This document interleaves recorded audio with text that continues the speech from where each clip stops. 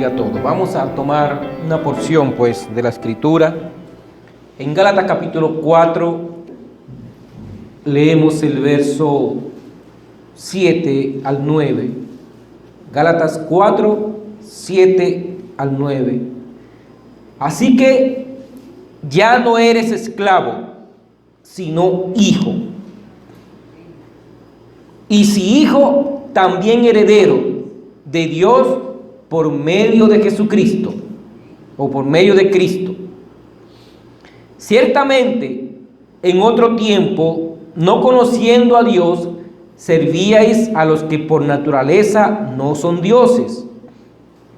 Mas ahora, conociendo a Dios, o más bien, siendo conocidos por Dios, ¿cómo es que os volvéis de nuevo a los débiles y pobres rudimentos a los cuales os queréis volver a esclavizar? Dios añada bendiciones a la lectura de su palabra. Amado Señor, estamos nuevamente, Padre, reunidos bajo tu fiel cuidado, creyendo que tú, Señor, cumples tu promesa, que tú eres todopoderoso, Señor, y que no hay sombra de variación en ti, Señor. Que tú puedes mirar estas manos levantadas y traer luz a nuestros corazones para que nuestra fe se ancle, Señor, en esta preciosa promesa. Somos hijos tuyos, Padre, y si hijos, herederos, herederos de toda bendición espiritual, Señor. Gracias, Padre. Bendice este pueblo con tu presencia. Mira cada petición en el corazón de tus hijos, Señor. Oh Dios, úngelas y responde conforme a tu gracia y a tu amor, Señor. Concédelo, Padre, que salgamos de aquí fortalecidos, Señor, dándote gloria y honra a ti, porque has hablado a nuestros corazones. Bendícelo, Señor. Bendice los oídos, úngelos, Señor. Bendice los labios y úngelos, Señor, Padre eterno, para que podamos tener comunión en tu promesa. En el nombre de Jesucristo lo pedimos para gloria tuya. Amén y amén. Dios les bendiga, mis amados. Pueden tomar asiento. Bueno, quiero titular este pensamiento de la palabra como esa frase, esa expresión que dice Pablo: siendo conocidos por Dios. Siendo conocidos por Dios. Que esta es la gran diferencia, hermano. Que hay algo muy tremendo en eso. Porque mucha gente puede decir o jactarse de que conocen a Dios, conocen la palabra, conocen la Biblia. Pero la clave está en que no es que conocemos a Dios, sino que Dios nos conoció a nosotros. Y nos conoció antes de la fundación del mundo. Esa es la diferencia. Esa es una gran diferencia. No es igual decir, como dice el profeta, que usted tiene agarrado a Dios, a que Dios lo tiene agarrado a usted. Porque si usted tiene agarrado a Dios, sus fuerzas pueden fallar y usted se puede soltar. Pero si Dios lo tiene tomado a usted, su fuerza nunca falla y Él nunca lo va a soltar. Por eso es tan distinto, es diferente el que usted conozca a Dios a que Dios lo haya conocido a usted. Porque si Él lo conoció a usted, lo conoció antes de la fundación del mundo. Y a los que conoció, a esos llamó. Y a los que llamó, justificó. Y a los que justificó, santificó. Y a los que santificó, glorificó. Así que somos conocidos por Él. Esa es la diferencia. Que Dios nos conoció.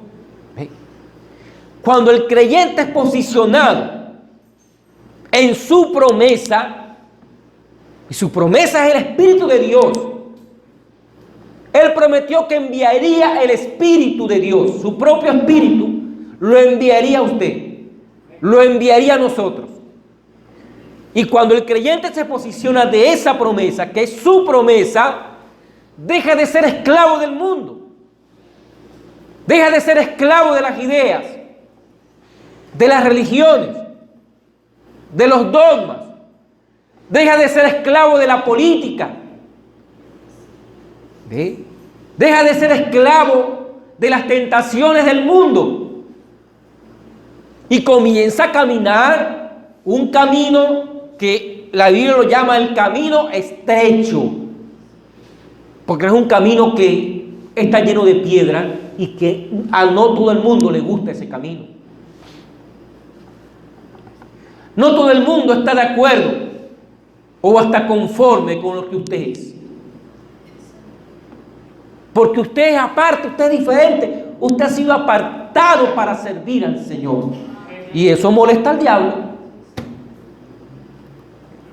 Eso causa molestia en el enemigo.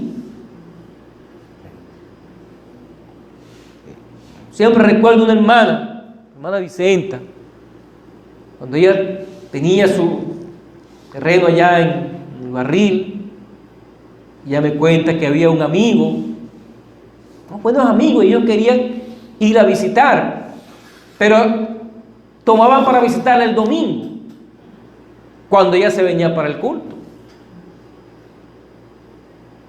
¿Ve usted?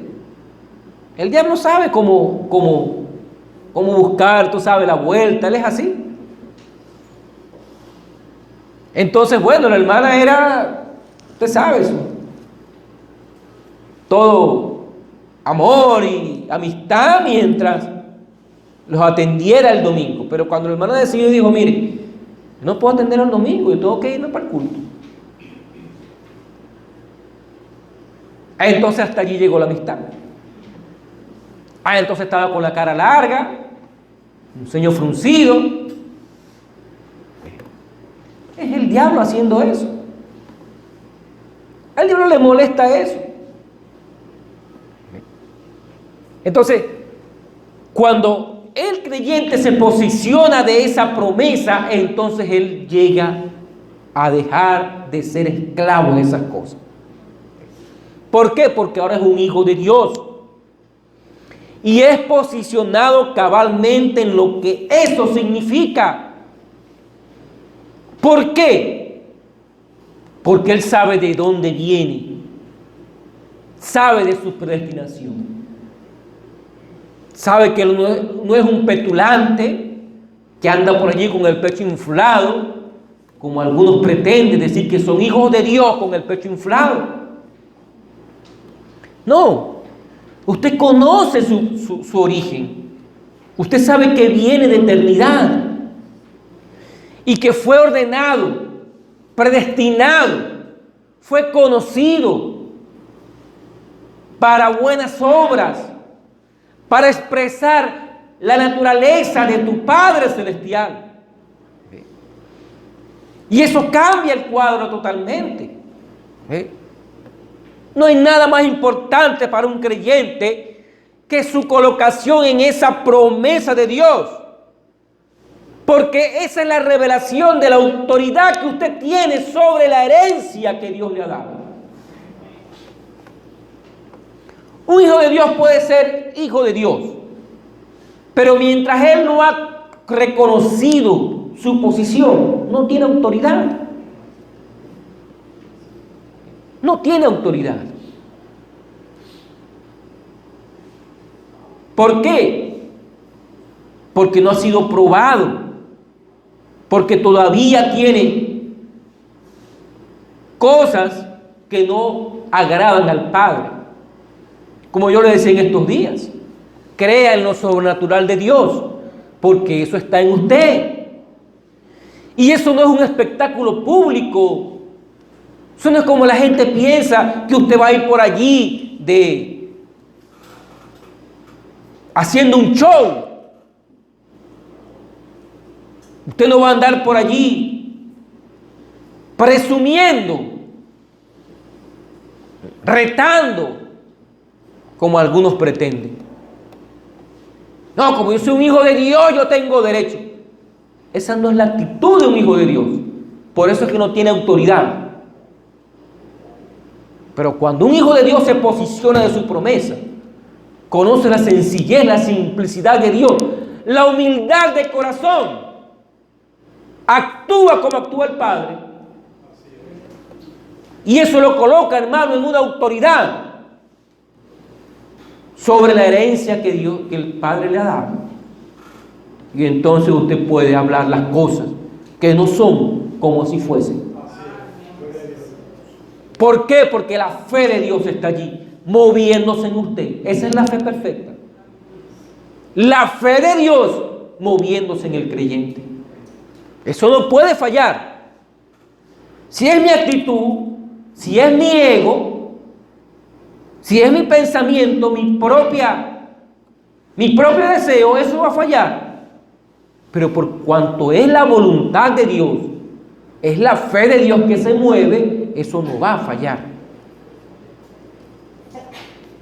Y Dios va a recibir toda la gloria y toda la honra. Entonces, esa promesa, como les decía, es el Espíritu Santo. El Espíritu de Dios guiándole a usted y dándole a conocer su presencia, su venida. Es el Espíritu Santo guiándole a usted, poniéndole a usted cada parte que necesita, cada paso que tiene que dar. Mientras no conocemos esa revelación, bueno, andamos ignorantes, sirviendo a los que por naturaleza no son dioses, sirviendo a quien sabe qué cosa. ¿Cuántos han salido de esos sistemas organizados, de esos sistemas religiosos? ¿Cuántos saben que estuvieron sirviendo allí a esas ideas de hombres? Y les servíamos con sinceridad, porque creíamos que en verdad eso estaba de parte de Dios. Pero algo tuvo que venir. Algo tuvo que encontrarse con nosotros. Y ese algo no solamente que nos apartó de ese sistema, sino que nos dio a conocer al verdadero Dios.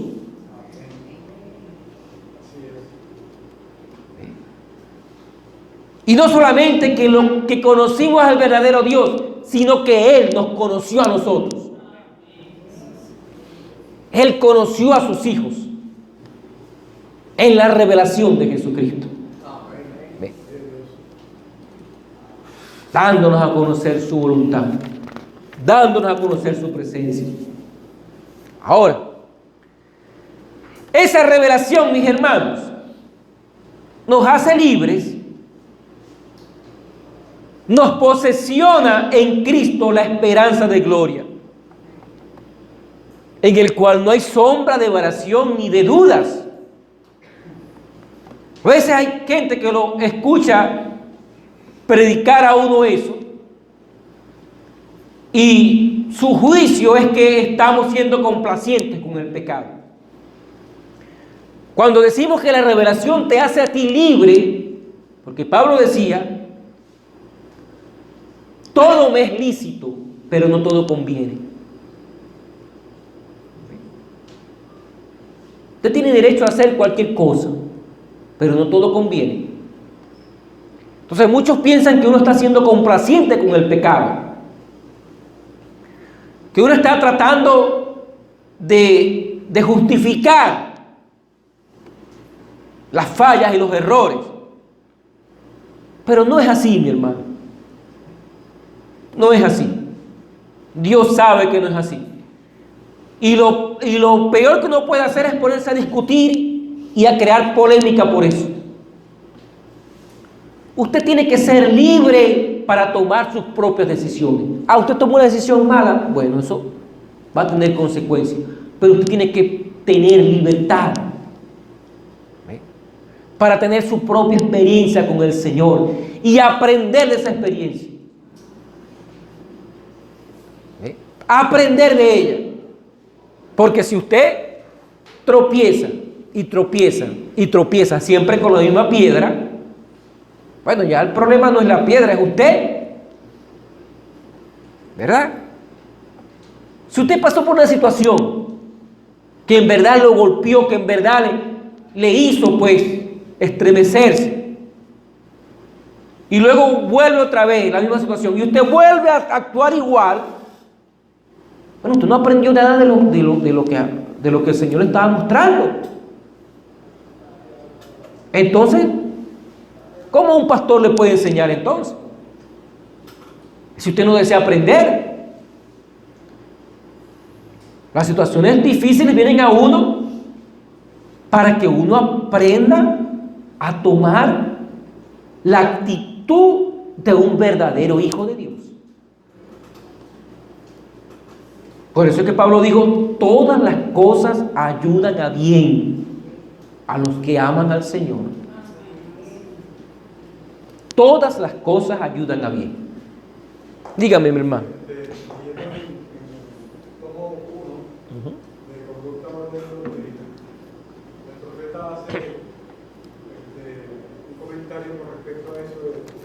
Pablo llegaba todos los días, y pedía perdón. ¿Sí? Pedía perdón, porque es justamente esta carne. Correcto. La lucha entre el espíritu y la carne. Sí. Entonces es una lucha permanente. Sí. Sí. Pero es que el Espíritu de Dios está allí para guiarlo a usted. ¿Sí? Para guiarlo a toda buena obra. Para guiarlo a toda verdad. Y esa fue la promesa que él hizo. Yo les enviaré otro consolador, el Espíritu de verdad, que estará con vosotros y en vosotros hasta el fin del mundo. Él los guiará a toda verdad. Bueno, esa es la promesa del Señor. Yo la acepto. ¿La acepta usted? Amén, así sea. Mire, en Juan capítulo 8, el verso 31, Jesús hablando con los fariseos, con los judíos, pues. Juan 8:31.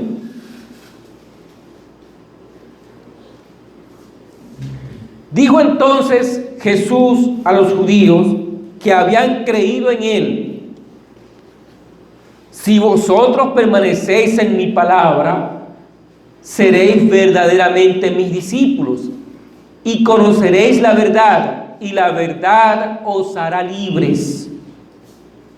La verdad os hará libres. Le respondieron: linaje de Abraham somos, y jamás hemos sido esclavos de nadie. ¿Cómo dices tú seréis libres? Jesús le respondió: de cierto os digo, que todo aquel que hace pecado, esclavo es del pecado. Y el esclavo no queda en la casa para siempre, el Hijo sí queda para siempre.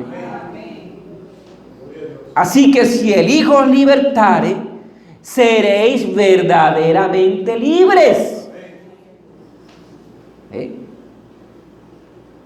Sé que soy descendiente de Abraham, pero procuráis matarme, porque mi palabra no haya cabida en vosotros.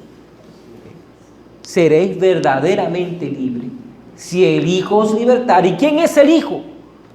Es la promesa del Espíritu Santo. ¿Sí? Esa es la promesa de Abraham. Un hijo vendría. ¿Cuál es ese hijo? Cristo. Desde luego Isaac fue la simiente natural, pero Cristo es la simiente eterna, la simiente espiritual. Es la promesa. El Hijo es el atributo que salió de Dios. Esa es la simiente real de Abraham. Y esa parte, ese atributo que salió de Dios, es una parte de Dios que está en usted. Si ese Hijo os libera, entonces seréis verdaderamente libres.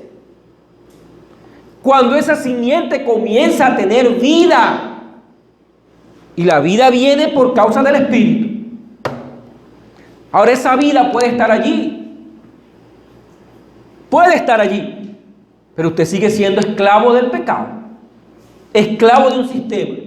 Esclavo de una idea. Esclavo de tantas cosas. Pero en la medida que ese espíritu comienza a darle vida a esa simiente, el Hijo entonces lo hace libre. Usted es libre de esas cosas. Libre de vanidad, libre de política, libre del mundo y su condición. Pudiera rugir lo que quiera, pero usted está anclado en algo diferente. Usted tiene una ciudadanía que es celestial. Es una experiencia personal con el Señor. Así que esa porción que está allí, que es un atributo de Dios, es la voz, es la que responde a la voz de Dios. Por predestinación, ese hijo es colocado en adopción sobre la herencia del Padre. Sobre todo lo que le pertenece al Padre, ese hijo es colocado allí. Entonces, le repito, crea en lo sobrenatural, porque eso está en usted. ¿Por qué? Porque la simiente está en usted. Porque la herencia le ha sido dada cuando usted ha entrado en la promesa del Espíritu Santo. Fíjese, Gálatas capítulo 4, el verso 1. Volvamos allí a Gálatas, hermanos. Gálatas 4:1. Dice el apóstol: pero también digo, entre tanto que el heredero es niño, en nada difiere del esclavo, aunque es señor de todo. Entre tanto que el heredero es niño, en nada difiere del esclavo, aunque es señor de todo, sino que está bajo tutores y curadores hasta el tiempo señalado por el Padre. Así también nosotros, cuando éramos niños, estábamos en esclavitud bajo los rudimentos del mundo, pero cuando vino el cumplimiento del tiempo, Dios envió a su Hijo, nacido de mujer y nacido bajo la ley, para que redimiese a los que estaban bajo la ley, a fin de que recibiésemos la adopción de hijos. Y por cuanto sois hijos, Dios envió en vuestros corazones el espíritu de su Hijo, el cual clama: Abba, Padre. Y allí dice, ahí es cuando dice lo que dimos al principio: así que ya no eres esclavo, sino hijo, y si hijo, también heredero de Dios por medio de Cristo. Pero mientras el heredero es niño, en nada difiere del esclavo. Mientras aún hay esos rudimentos en el creyente, en nada difiere del esclavo, aunque es señor de todo. Porque siempre está dependiendo de otro para hacer las cosas que agradan al Padre. Siempre está bajo tutores. Siempre es el pastor el que tiene que estar golpeándolo. Es el pastor el que tiene que estar, digamos, guiándolo. Cuando el pastor solamente es un siervo y debería estar es para alimentarlo. Eso no quiere decir que usted no lleve alguna situación a su pastor, porque bueno, entendemos que Dios puso un pastor para eso. Dios unge a un hombre, Dios coloca a un individuo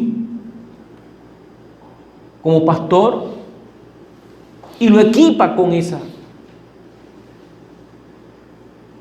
ya con ese oficio. Entonces, bueno, uno tiene que ir a su pastor. Yo mientras estuve con nuestro hermano Biondi, que fue mi pastor, cada cosa que yo hacía lo consultaba con él. Ponía pues, y mire, eso fue de mucho beneficio. Yo sé que muchos de ustedes también se beneficiaron de eso. ¿Cuántos pueden testificar de eso, de que se beneficiaron de ese ministerio? Es así. ¿Sí? Fue tan diferente a ese tipo de pastor que solo es para usar el látigo y el látigo y el látigo. Bueno, porque todavía tiene niños. Entonces hay que regañarlos, hay que reprenderlos. Pero eso no pasa cuando el creyente comienza a madurar, comienza a caminar por su propio pie, empieza a tomar sus propias decisiones y empieza a tener su propia relación con el Señor. Entonces el pastor es un guía, pero para el alimento, ¿no? Para mostrarle dónde está el buen alimento del Señor. ¿Es correcto que es así, hermano? Yo lo creo de esa manera. Pero mientras el creyente se mantiene bajo los rudimentos de la doctrina, en nada difiere de un inconverso, porque siempre estará bajo tutores, siempre viviendo bajo la esclavitud y el temor. Por eso el hermano Branham dice allí en Adopción parte 2, él dice: lo primero que Pablo les está diciendo es que olvídese de que usted se va a perder. Esto no es para las campañas evangelísticas. Esto no es para los que están allá afuera. Esto es para los que están ya adentro. Los que ya han entrado en esa porción. Él les está diciendo: olvídese de que usted se va a perder. Usted no se puede perder. Deje ya eso de que soy un cristiano hoy, mañana no, hoy estoy bien, mañana estoy mal, hoy estoy gozoso, mañana ando como que no soy hijo de Dios. No. Olvídese de eso. Usted ya ha sido posesionado y usted reconoce que es un hijo de Dios. Usted no se va a perder. Desde luego, si usted comete un error, usted va a pagar por ese error. Pero la sangre de Cristo está allí, haciendo propiciación por los pecados. Ya vamos a ver por qué. ¿Ve? Por eso digo que a veces la gente malinterpreta y piensa que uno está siendo complaciente con el pecado. No se trata de eso. Y si piensan de esa manera, bueno, ellos sabrán por qué piensan así. Pero Dios sabe lo que estamos diciendo. Y yo creo que usted lo entiende. No es que seamos complacientes con el pecado, sino que un hijo de Dios tiene que caminar correctamente en su camino. ¿Por qué? Porque fue Dios quien lo trazó. Y él no tiene que tener temor, porque su naturaleza misma glorifica al Señor. Siempre, donde quiera que esté. Pero hay un tiempo señalado por el Padre en que la promesa se hace presente para usted, para el creyente. Y es el tiempo señalado por el Padre. Dios mismo se encarga de que eso ocurra. Y cuando vino el cumplimiento del tiempo, Dios envió a su Hijo, el unigénito, el que estaba en el seno del Padre, Cristo, el ungido del Señor, la simiente real de Abraham. Lo envió, y lo envió en un hombre nacido de mujer.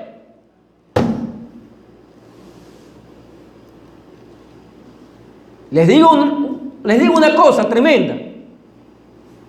Jesús no nació de mujer. Jesús nació por obra y gracia del Espíritu Santo. Si Jesús hubiese nacido de mujer, María fuera su madre. Ahora pregunto, ¿es María la madre de Jesús? No. Ven.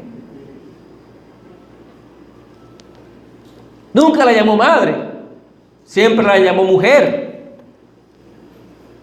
Entonces, Jesús no nació de mujer. Pero Pablo está hablando y está diciendo, pero cuando vino el cumplimiento del tiempo, Dios envió a su Hijo, nacido de mujer y nacido bajo la ley. Es otra cosa muy diferente. Pero que usted lo esté viendo. Hubo uno que es nacido de mujer, pero fue sumergido en la sangre del Cordero.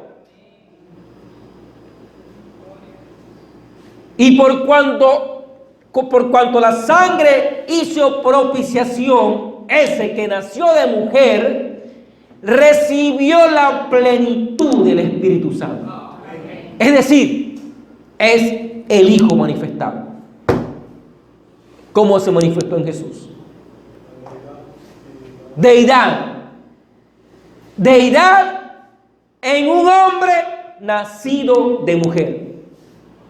Que no fue Jesús, porque Jesús no nació de mujer.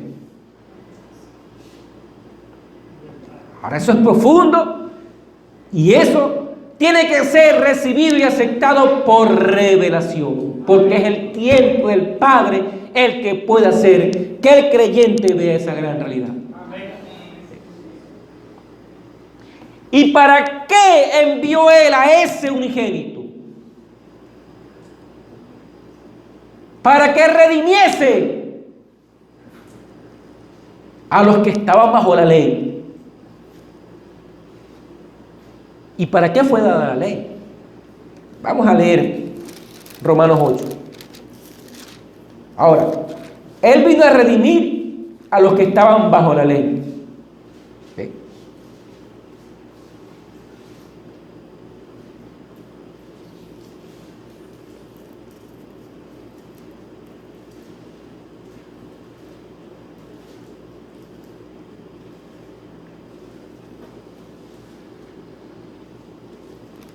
Gloria al Señor.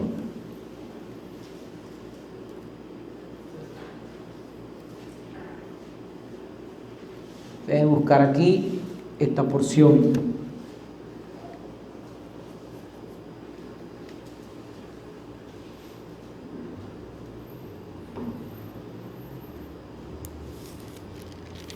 Gloria a Dios.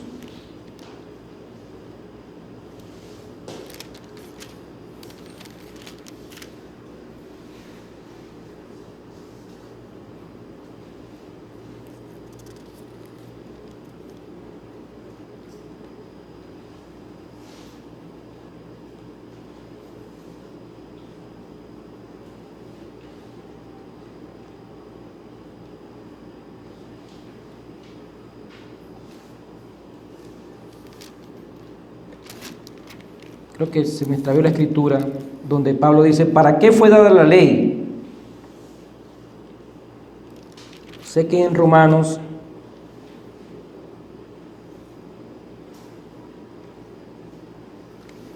donde él dice que esa ley fue enviada como nuestro ayo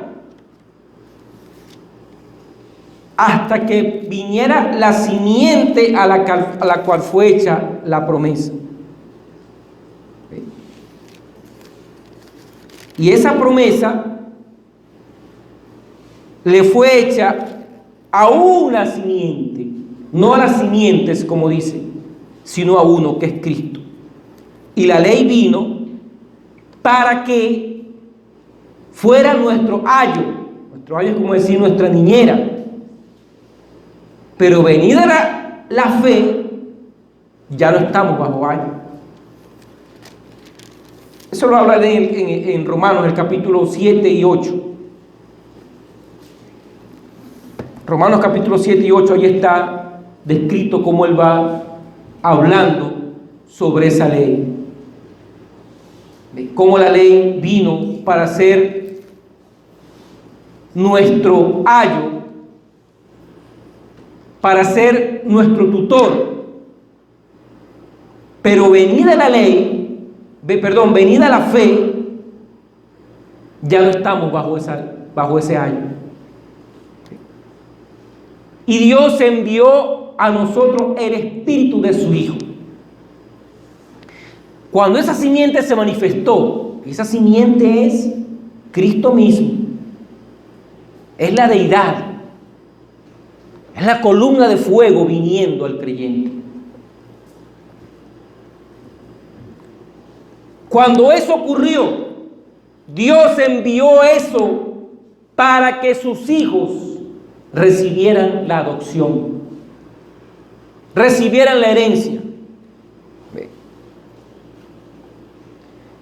Cuando vino el cumplimiento del tiempo, Dios envió a ese hijo, que es la simiente real, y él manifestó la plenitud de la deidad, pleno, la plenitud de Dios. Él dio a conocer al Padre y vino para ser la luz de los hijos de Dios, llevándolos ¿a dónde? A redención. Y redención es volver al principio, liberándolos de la ley y liberándolos del mundo.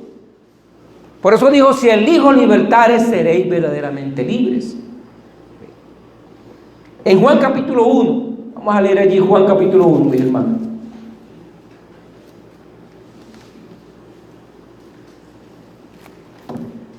Gloria al Señor. Juan 1, el verso 9. Aquella luz verdadera que alumbra a todo hombre venía a este mundo. En el mundo estaba, y el mundo por él fue hecho, pero el mundo no le conoció. A lo suyo vino, y los suyos no le recibieron. Mas a todos los que le recibieron, a los que creen en su nombre, les dio potestad de ser hechos hijos de Dios, los cuales no son engendrados de sangre, ni de voluntad de carne, ni de voluntad de varón, sino de Dios. Y aquel Verbo fue hecho carne, y habitó entre nosotros, y vimos su gloria, gloria como del unigénito del Padre, lleno de gracia y de verdad. El Verbo se hizo carne. La luz verdadera, que es la vida misma de Dios, vino al mundo en la manifestación del Hijo de Dios. Esa manifestación produjo a los hijos de Dios. Esa es la gran revelación que hay hoy en este día con respecto a la novia.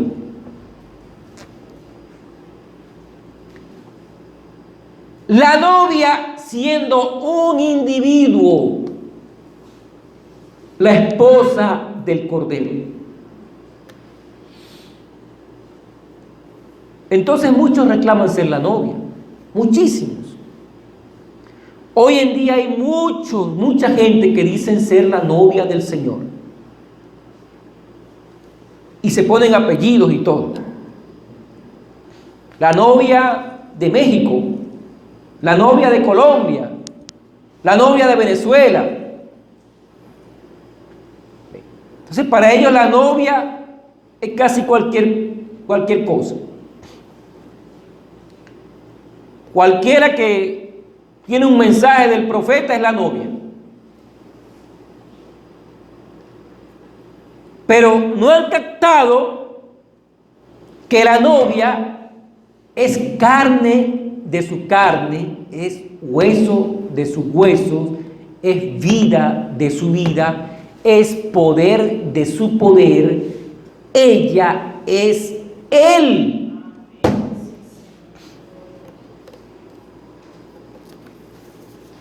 Ella es Él.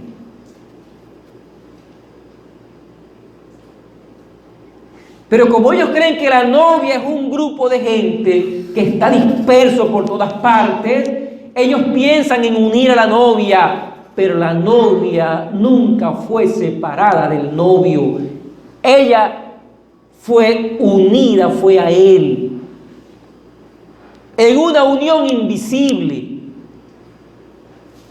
Ella se unió a él.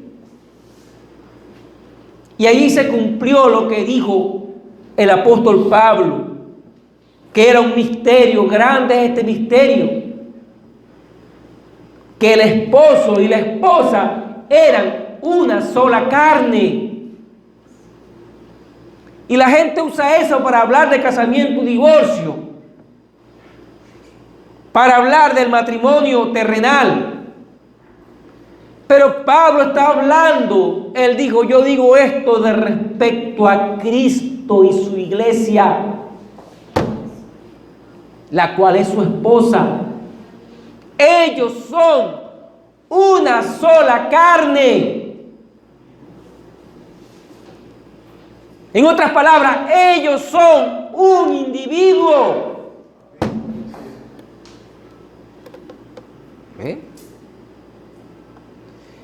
Entonces, muchos hablan de las novias y de la novia y de la novia y ven a la novia regada por todas partes y resulta que hubo uno solo que manifestó todas las obras de él. ¿Por qué? Porque se unió a él. Fueron una sola carne y allí Dios cumplió toda la promesa de la novia. La novia es él.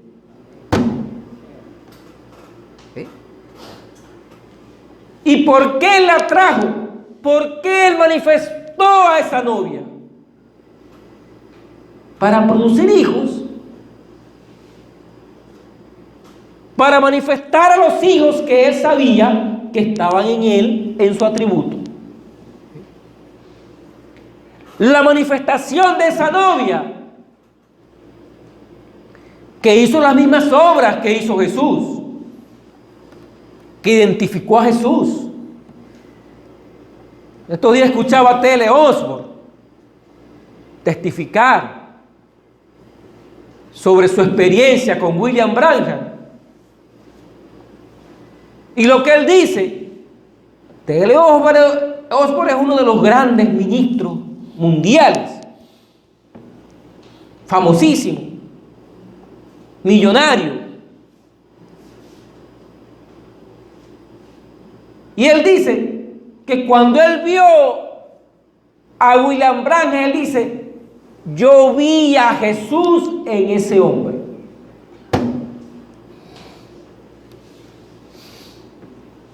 Yo vi a Jesús en él. Y yo le dije a mi esposa, esas palabras son las que lo condenan. Porque si él no lo hubiese visto, bueno, pudiera ser justificado. Pero si vistes a Jesús en un hombre, ¿por qué no le creíste? ¿Por qué no lo aceptaste?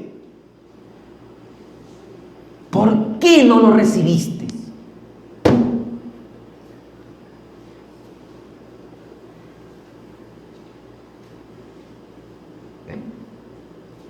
Si tú vistes la manifestación de Jesús en un hombre, ¿por qué no lo aceptaste? No, ni siquiera Tomás. Pasó lo de Balaam. Le pasó lo de Tatán, lo de Coré, lo de Judas. Judas sabía que ese era el Cristo. ¿Y cuál fue su fruto? ¿Qué fue lo que hizo? Entregarlo. Es lo mismo que hizo T.L. Osborne. Él vio a Jesús allí. ¿Y qué hizo? Echó a William Branham. ¿A quién estaba echando? si él mismo testifica de que ese era Jesús? Yo sé que eso es polémico, hermano. Hay gente que no está de acuerdo. Mi intención, yo sé que esto lo van a escuchar muchas personas. Mi intención no es crear polémica con nadie ni discutir con nadie. Pero estoy diciendo lo que él mismo testificó.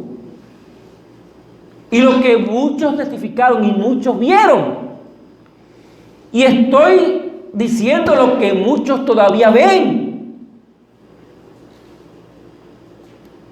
Que no hubo un ministerio como ese.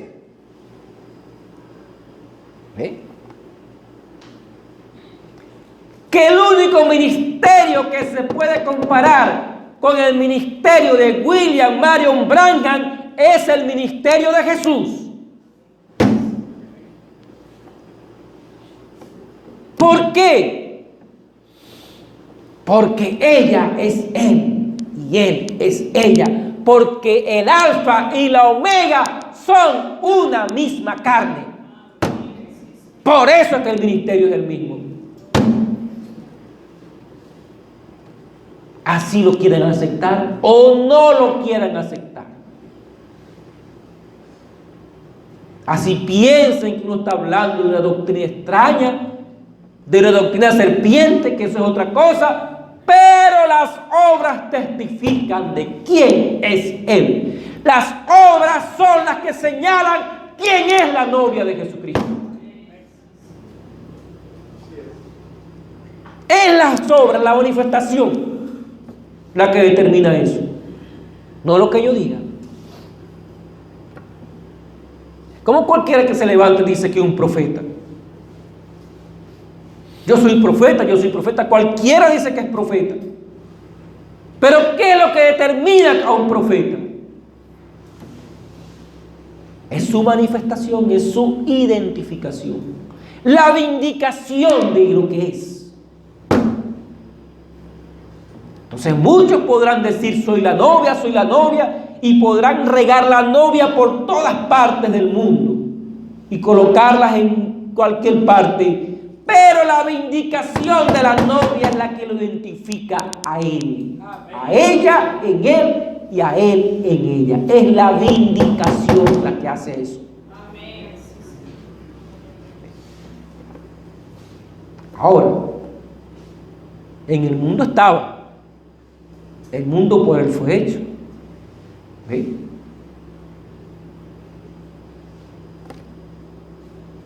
Pero el mundo no le conoció. A lo suyo vino. La novia vino a lo suyo y los suyos no lo recibieron.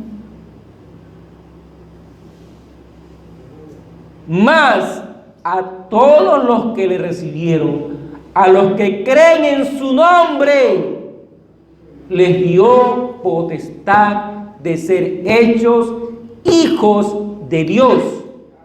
¿Por qué? Porque los engendró. ¿Para qué él tuvo una esposa? Para engendrar hijos, los cuales no son engendrados de sangre, ni de voluntad de carne, ni de voluntad de varón, sino de Dios. ¿Ve?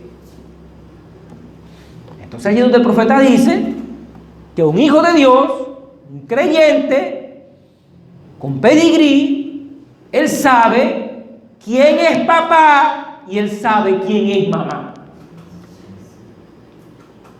No es un mulo, no es un mulo, no es un híbrido, sino que él es puro. Él es puro. ¿Por qué? Porque él sabe quién es papá y él sabe quién es mamá. ¿Quién es el Shaddai? El de los pechos, el que amamanta. ¿Qué es lo que dice Pablo? Que esos dos son una sola carne, un solo individuo, manifestando toda esa deidad. Y el que lo recibe, bueno, es engendrado por ese espíritu, engendrado por Dios. Así que Esa manifestación, hermano, es la que produjo a los hijos de Dios, que no son engendrados de carne ni de sangre, ni de voluntad de varón, sino de Dios. No son engendrados por la voluntad de un ministro, ni la voluntad de un pastor, ni de un grupo de pastores. No es la voluntad de ellos. Muchos creen que ellos van a ayudar a Dios. Mire, no hay nadie más interesado en cumplir su promesa que Dios mismo. Entonces hay gente que quiere producir la promesa que Dios hizo, ayudar a Dios a cumplirla. Toman como que Dios no la puede cumplir. Si no nos preparamos, si no obramos, si no nos esforzamos, entonces no se va a poder cumplir la promesa. Hay que cumplir la promesa. Y Dios no está en eso. Dios está haciendo otra cosa, obrando en simplicidad, obrando en sencillez, manifestando ese espíritu en corazones sinceros, en corazones sencillos, en corazones que le creen, y eso es lo que produce realmente al pueblo de Dios, a los hijos de Israel, por la promesa. ¿Sí? Desplegar sus atributos. Y por cuanto sois hijos de Dios, Dios envió a vuestros corazones el espíritu de su Hijo, el cual clama, Abba, Padre. ¿Ve? Abba, Padre. Eso es. ¿Ve? Eso viene al creyente. Eso une al creyente con la palabra de Dios. No con credos ni denominaciones, mucho menos con sistemas religiosos, sino con la palabra de Dios. Une al creyente con la palabra de Dios. Dice el profeta aquí en el mensaje, la unión invisible de la novia de Cristo. Página 10, párrafo 58.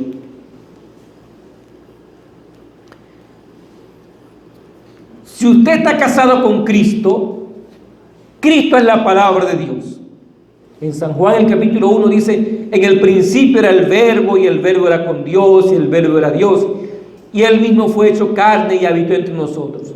Cristo era la palabra viviente. Él siempre fue la palabra. Él todavía es la palabra. Él siempre será la palabra. Él solo fue la manifestación de los atributos de Dios, pues era el Hijo de Dios. ¿Ve? Y cualquier hijo es los atributos de su padre. Y así como usted estaba en los genes de su padre, en el cuerpo de su padre, cuando él era un joven, usted estaba en él. Sin embargo, él no podía tener compañerismo con usted, porque él no lo conocía. Pero después, por medio del terreno fértil de una madre, usted fue traído a la tierra y vino en la imagen de su padre. Entonces él podía tener compañerismo con usted. Fíjese, cada uno de nosotros éramos un atributo en nuestros padres. Cuando nuestros padres eran jóvenes, nosotros éramos un atributo en él, porque estábamos en sus genes, ¿es correcto? Ahora, cuando mi padre se unió con mi madre, de esa unión surgió el atributo que estaba en mi padre, correcto. Vino a manifestarse ahora. Y allí fue cuando mi padre me conoció. Vea eso. El padre lo conoció, o el padre lo conoció a usted cuando usted fue manifestado por medio de su madre, correcto.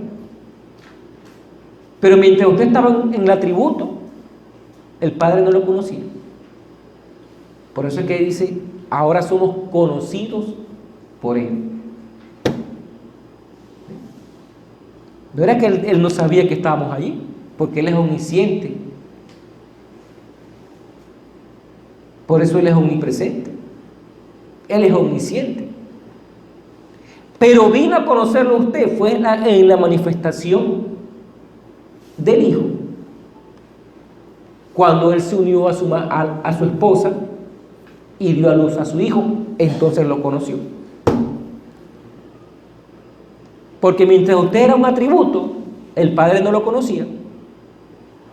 ¿Correcto? ¿Sí lo entiende? Pero cuando usted fue manifestado en la madre, o por medio de la madre, usted fue manifestado, ahora es un atributo que ha sido conocido por Dios. Así como yo no conocía a Marcos, mi hijo, hasta que me uní a mi esposa.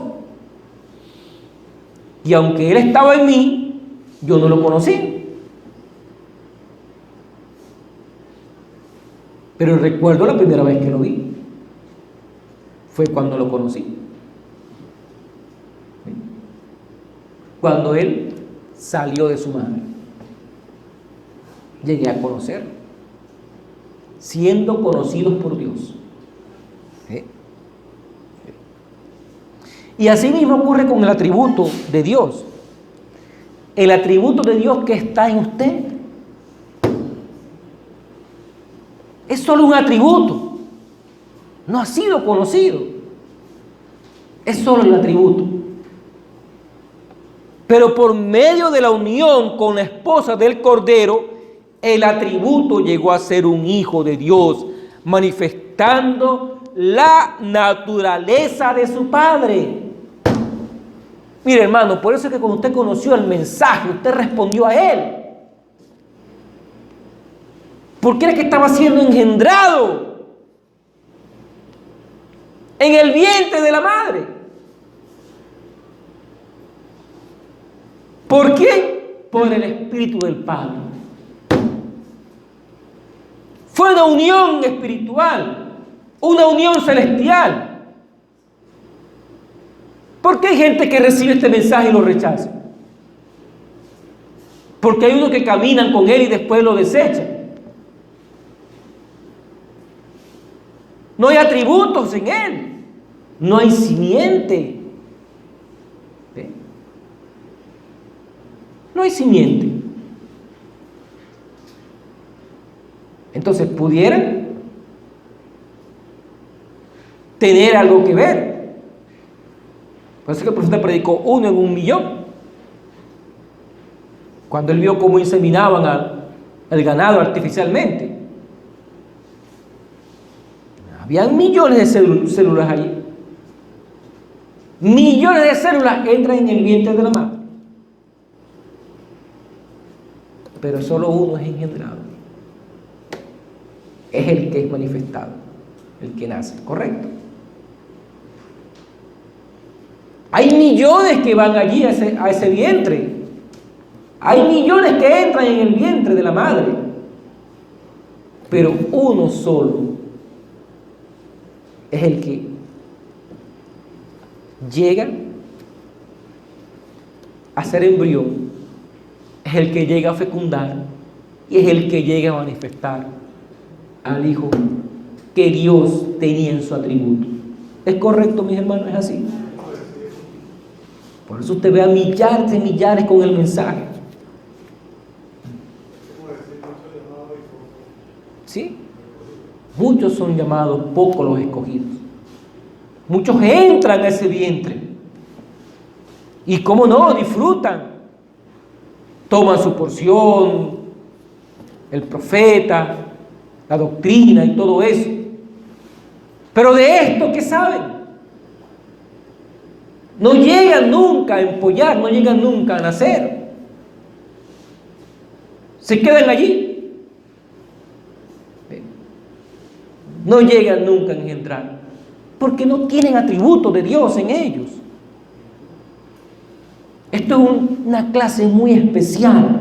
Es un grupo muy especial. Que fue conocido por Dios. ¿Ve?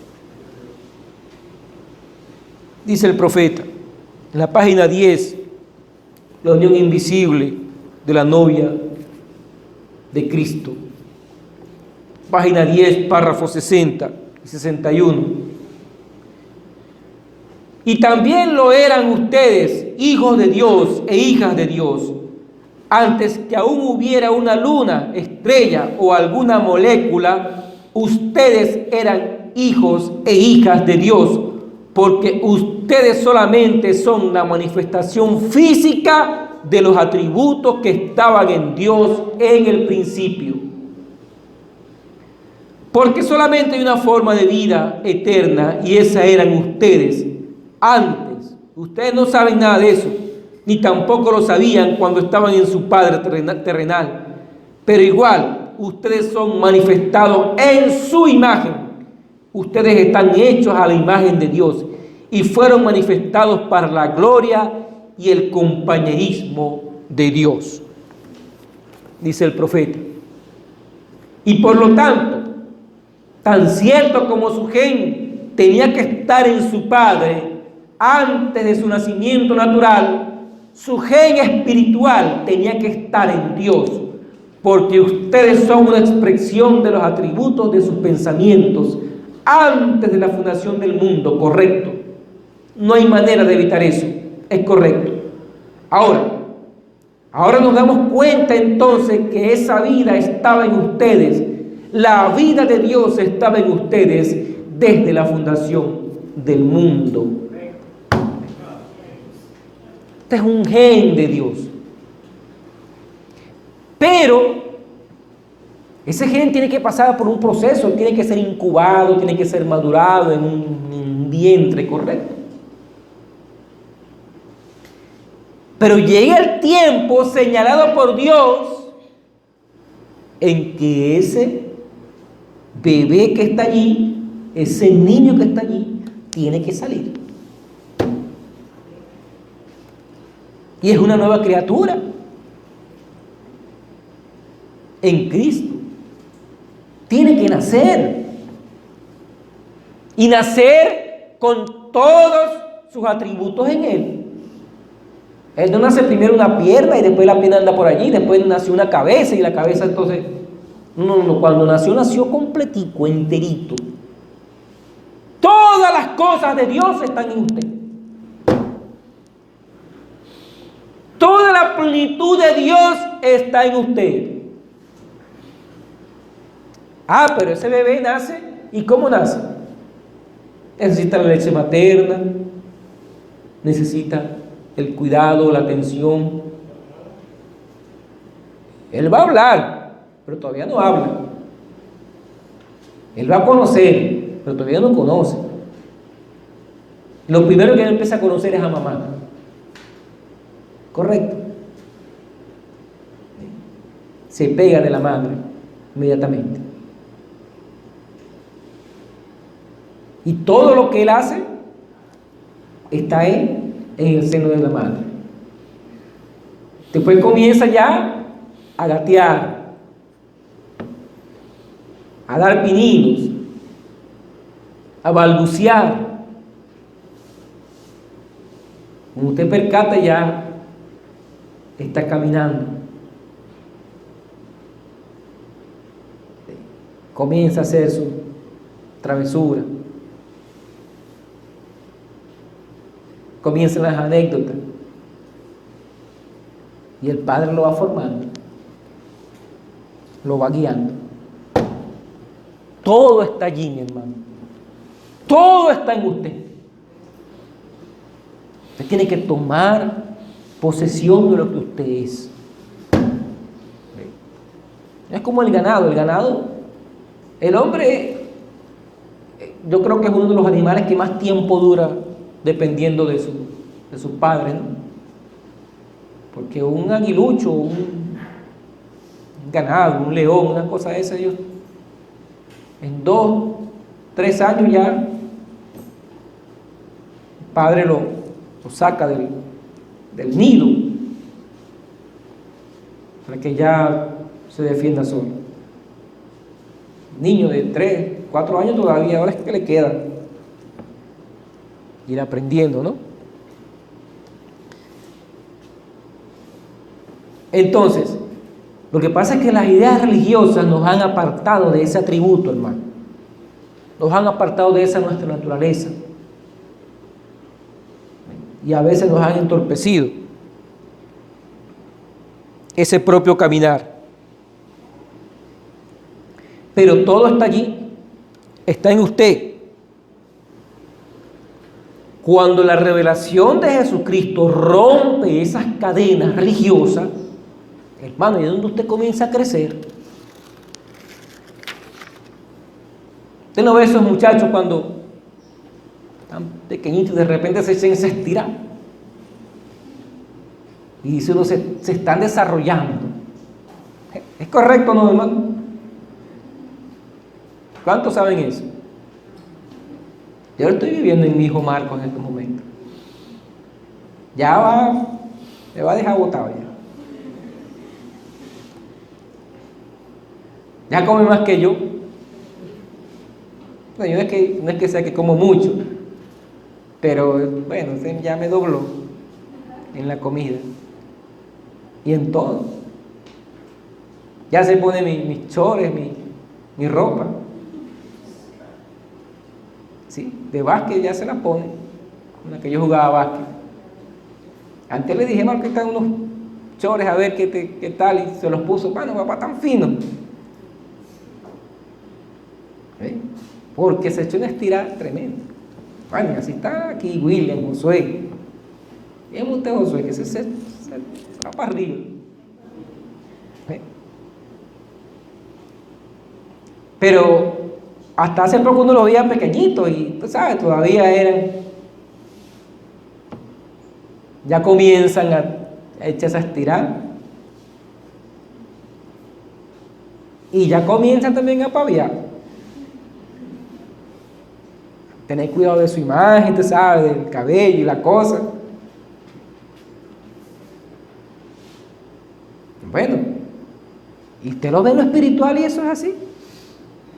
Cuando usted rompe esa cadena, usted se quita esas ideas religiosas, hermano, mire, es cuando usted comienza a echar una estirada. Comienza a cambiar ya. De ese niño asustado, de ese niñito que estaba por allí, que cuidado, que esto, que yo, ya usted comienza ya a ver otras cosas. ¿Ve? Comienza a pensar en otras cosas. Gloria al Señor. ¿Eh? Pero es porque Él nos hizo aceptos en sí mismo. En sí mismo Él nos engendró y nos reprodujo y nos hizo desarrollarnos. A uno le cambia hasta la voz cuando se desarrolla. Las mujeres también pasan por ese proceso. Ya comienzan a ver otras cosas, ya empiezan. Y así es el creyente, en lo espiritual. En lo espiritual. Ya deja lo que es de niño y empiezan a pensar en las cosas que ya son de las grandes bendiciones espirituales en Cristo Jesús. Ya usted no está balbuceando con los niños pentecostales. Gloria al Señor. ¿Por qué? Porque por un solo espíritu fuimos todos bautizados en un cuerpo. Sean judíos o griegos, sean esclavos o libres, y a todos se nos dio a beber de un mismo espíritu. 1 Corintios 12:13. A todos se nos dio a beber de ese espíritu. En un cuerpo Él manifestó el Espíritu del Padre, el Espíritu Santo. Y de ese Espíritu bebemos todo, porque fuimos bautizados en Él. ¿Ve? Ve, hermano, allí recibimos nosotros el perdón de pecados, como dice Efesios, en quien tenemos redención por su sangre, el perdón de pecados según las riquezas de su gracia.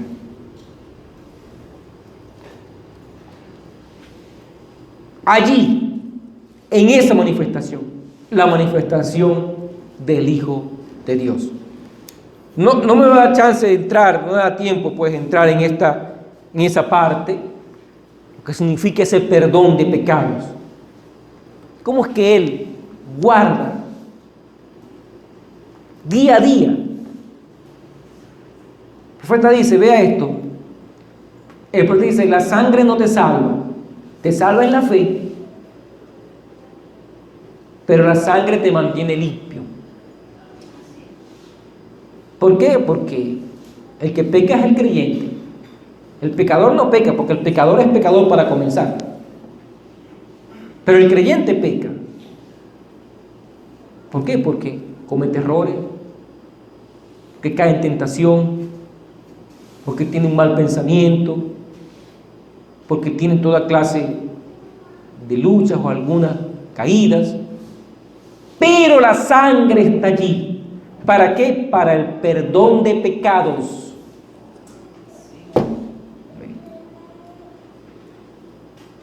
Y repito eso, lo que dije al principio, de que hay gente que piensa que uno está siendo complaciente con el pecado. No.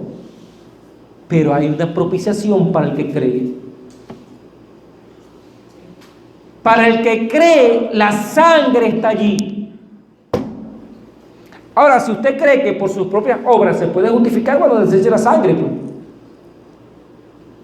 Hay gente que piensa eso, que por sus propias obras ellos se tienen que santificar. Deseche la sangre, entonces, y presente su conducta delante del Señor para ser justificado. Yo prefiero vivir bajo la sangre, esperar su perdón, saber que fui perdonado por gracia inmerecida, antes que confiar en mi propia conducta, porque yo sé que eso va a fallar, pero esa sangre no falla.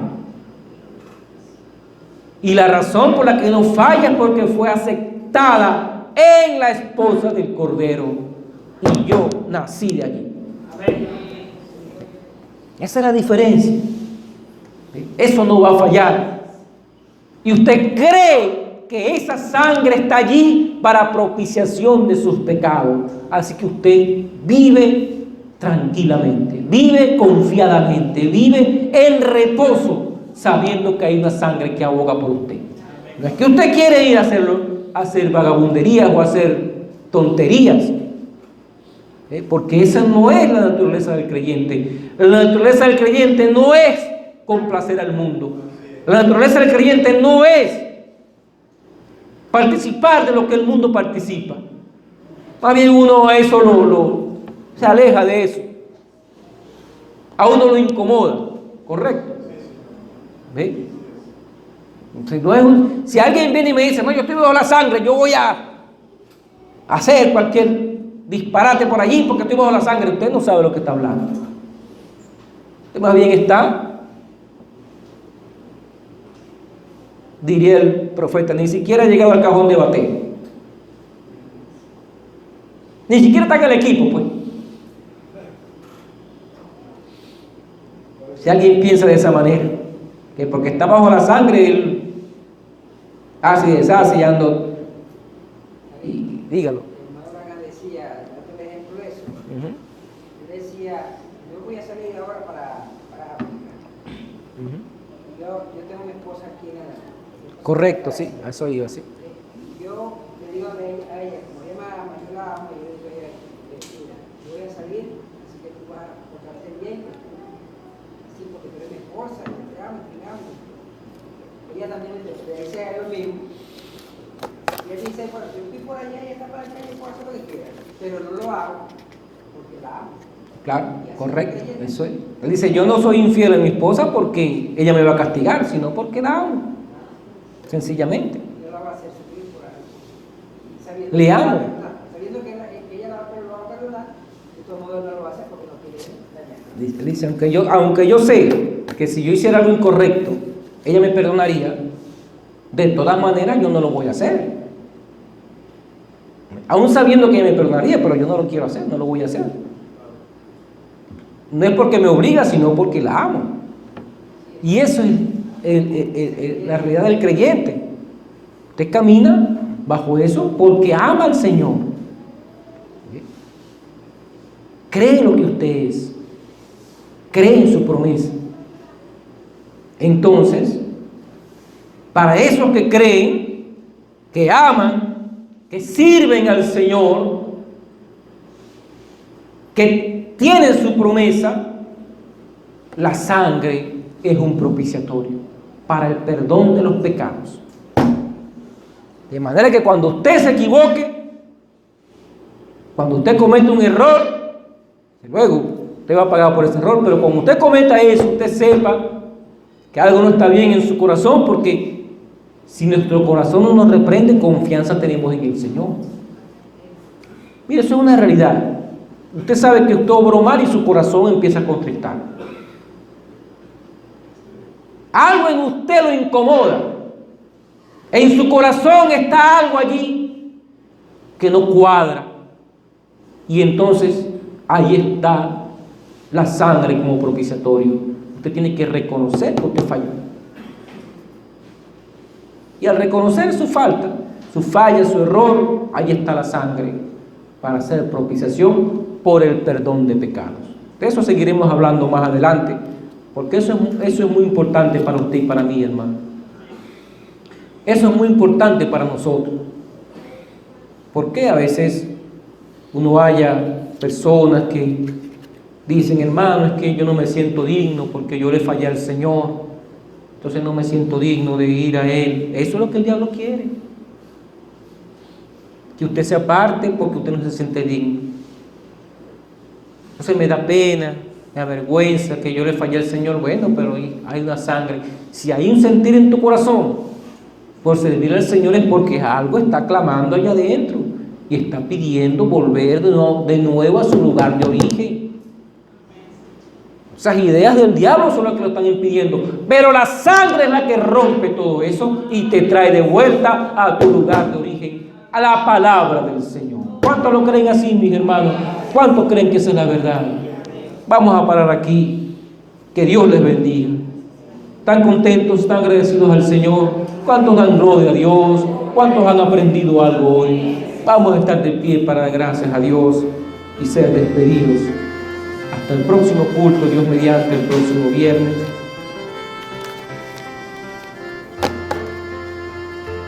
El próximo miércoles, Dios mediante, estaremos aquí nuevamente para servirle al Señor y para seguir entrando en estas profundidades. Oremos a Él. Amado Padre Celestial, gracias por todas las ricas bendiciones que tú nos concedes, Señor. Gracias por darnos la propiciación por el pecado, la sangre del Cordero, Señor. Gracias por haber enviado a tu Hijo unigénito, Señor. Manifestarlo en este día, Padre. Colocarlo como un estandarte, Señor, al cual podemos mirar y saber que tú cumpliste la promesa. Tú, Dios eterno, te identificaste nuevamente entre los hombres. El ministerio llegó a perfección cuando reprodujo una vez más en lo natural a Jesucristo entre los seres humanos. Y eso está allí identificado, Dios. Gracias, Padre. Gracias por hacernos mirar esta gran revelación. Y Dios, si aún hay en nosotros dudas, cosas contrarias a ti, Señor, te rogamos tú las corrijas, tú las quemes con tu fuego santo, Señor. Deseamos servirte, deseamos honrarte, Señor. Oh Padre eterno, danos la humildad, la sencillez de corazón que necesitamos para profundizar en estas cosas, Señor. Que al salir de aquí salgamos agradecidos, glorificándote a ti, Señor. Que nuestros corazones sigan ardiendo por tu palabra, Señor, por tu amor. que sigamos deseando cantarte y alabarte, Señor. Que nunca en nosotros decaiga ese sentir, ese compañerismo entre unos y otros, Señor. Que podamos ver a nuestros hermanos por encima de sus errores, Padre. Oh, como tú nos ves, Señor, por encima de nuestros errores. Concédelo, Dios, y ayúdanos a perdonar, Señor, y perdona nuestras ofensas, nuestras fallas. Oh, Padre eterno, estamos plenamente confiando en ti. Estamos plenamente rendidos a ti, Señor. Oh, deseamos postrarnos delante de tus pies, Señor. Y como dice este canto que cantamos aquí, Padre, alabar al gran Rey, alabarle su Grey. Sí, Señor, somos tu Grey, Padre eterno. Somos tus súbditos, somos tus hijos, Señor. Te alabamos, te creemos, adoramos tu nombre, Señor. Y nos vamos con el deseo de volver y seguir siendo, oh Dios eterno, parte de esta gran revelación. En el nombre de Jesucristo, Dios, lo pedimos. Bendice a aquellos que están lejos, nuestros hermanos que están en Chile, en Ecuador, México, en Portugal, en Brasil y en cualquier parte que estén tus hijos, Señor, en Colombia. Tu gracia sea con ellos, tú les ayudes, Señor. Fortaléceles, provéeles, susténtales, Señor. Oh Padre eterno, dale las victorias. En el nombre de Jesucristo lo pedimos. Amén y amén. Dios les bendiga, mis amados hermanos.